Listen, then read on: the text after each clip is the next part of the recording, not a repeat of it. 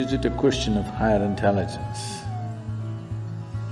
Is it a question of some magical influence from somewhere?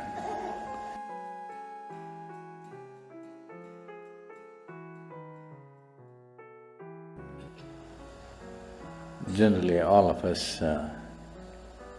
have about the same sized skull.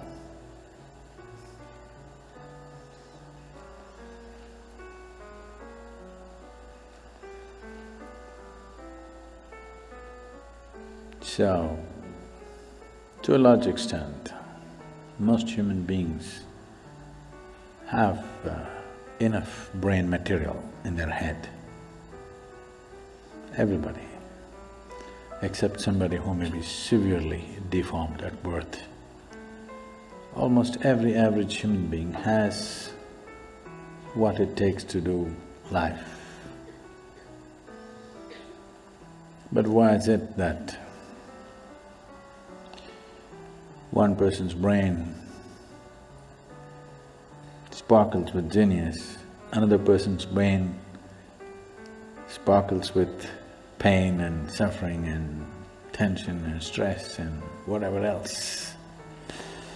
All the ugliest things that nobody wants happens in people's minds. So is it a question of higher intelligence? Is it a question of some magical influence from somewhere? Or is it a question of bringing the necessary balance within yourself so that you become available to the magic of life? A skewed intelligence, however smart it may look on the periphery, cannot make this life happen beautifully. Above all, balance is needed. Balance on all levels. Otherwise, our very body and our very brain will function against us to a point where the only idea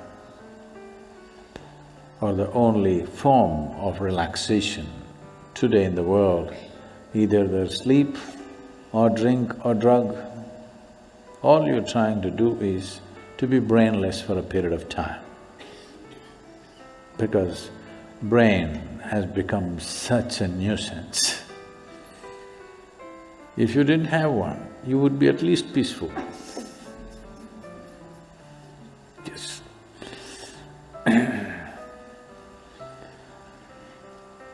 What took millions of years of evolution to achieve, today has become a nuisance. What is the greatest miracle within this human frame has become a misery manufacturing machine. There are many aspects to it, I don't want to make it too simplistic, but above all, the most important thing is balance or lack of balance. So, this human mechanism, which is the most sophisticated instrument on the planet, if you do not pay enough attention to it, if it turns against you, there is nothing here in the world which can save you because nothing is more sophisticated than this one. Because this is of the highest level of evolution and sophistication. If this turns against you, nobody can save you, I want you to know this. So if this should not turn against you, to know the entirety of what this is, it'll take a certain level of attention. But to bring balance to this doesn't take too much.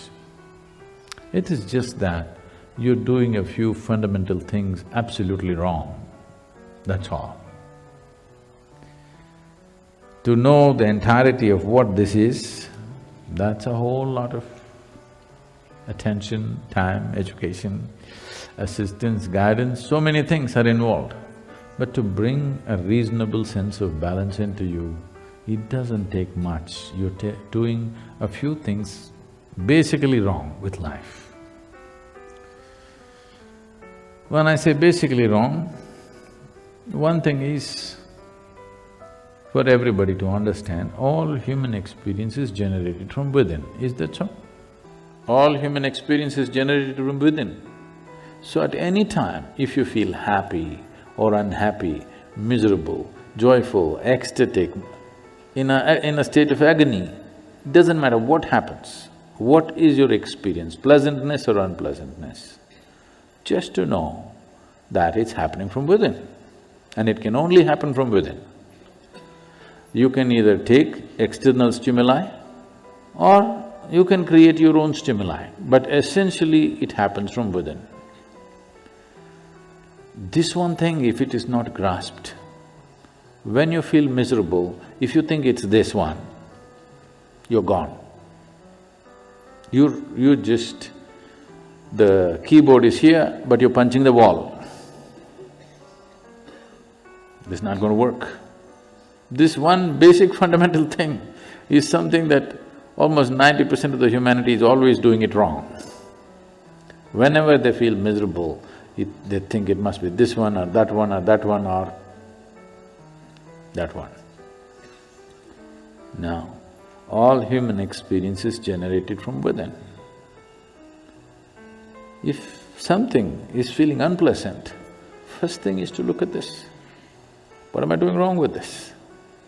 Am I eating wrong? Am I sleeping wrong? Am I sitting wrong? Am I breathing wrong? Is my heart beating wrong? Something, my very chemistry is wrong. Something is wrong with this, not with that. So the moment you think by kicking the wall you can fix this one, then you made a fundamental mistake. The harder you try, the further away from it you go. So, this possibility of bringing balance to the system, first of all, is the fundamental nature of yoga, the most basic forms of yoga. Whether it is… I know many of you doing probably the Nadi Vibhajan or Yoga Namaskar or Surya Namaskar or Surya Kriya, these are all basic forms of yoga. The first thing is to bring balance. Once there is balance, then you can build a tower on top of this. If there is no balance, whatever you build will only lead to more trouble. The more basic you are, the better it is. So this is what a whole lot of humanity is seeking, somehow to remain basic. Because if you build something, it feels terrible when there is no fundamental balance. Anything standing up without balance is a big problem. So the best thing is to lie down, stay close to the ground. If you grow tall, it'll be a problem, so remain at the minimum. A whole lot of humanity has reduced themselves to a minimal possible thing in their life. If I don't get into trouble, that's good enough. A whole lot of humanity. This is a serious waste of evolutionary work.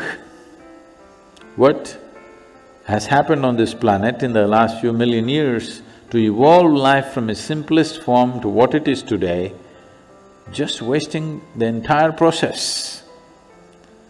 And Mother Earth is not going to let you get away with it. You will pay the price. If you try to make life go backwards, it will make sure you pay the price. So instead of trying to do this, that, so many things, first thing is to do something to bring balance. First step is just this, that everything that I generate from within me in the form of experience, sensations, painful, pleasant, wonderful, horrible, whatever I go through is essentially generated from within me and nobody else but me. Others may help, you know. Others help. If you're miserable, some people will fuel it and help. If you're joyful, some people will fuel that and help. There are different types of people around us. They assist you as they know their life. But essentially, it is your making. This is the fundamental aspect of yoga. The first teaching that came out was that it is your karma. That means it's your making. Your life and the experience of your life is entirely your making. If this one thing doesn't sink into you absolutely, you will not make the necessary changes. You still think, yes, I know it's my karma, but you know, my husband, what he did. You can't fix this. First you understand, this is my making, entirely my making. The moment you see it, you have the ability to change it. I see it, but you know what they did to me yesterday? Now you can't change it. It doesn't matter who did what. What is happening within you, your experience of your life is entirely your making. This is your karma. Karma means not something that drops upon you from somewhere. Karma means your action, it's your making, it's your doing. So if you just said this one thing, creating the necessary balance will happen automatically. Once there is balance, then you would want to try many things. Otherwise, I'm talking about so many things up there in the sky, you will only be a spectator. You will not be the one who flies. You will only be a spectator because when there is no balance, you don't want to go 3 inches above the ground. So this is one fundamental thing. We've been talking about this in many forms. But if you want to make the full scope, if you want to make use of the full scope of this body and this brain, of this human possibility, of this consciousness that we refer to as human being, then first thing is this, that you understand and fix it within you absolutely that the quality of my life is entirely my making and nobody else and nobody else. If you fix this one thing, balance will come. Once balance comes, I'm impatient to take you to places where only people with balance can walk, others cannot.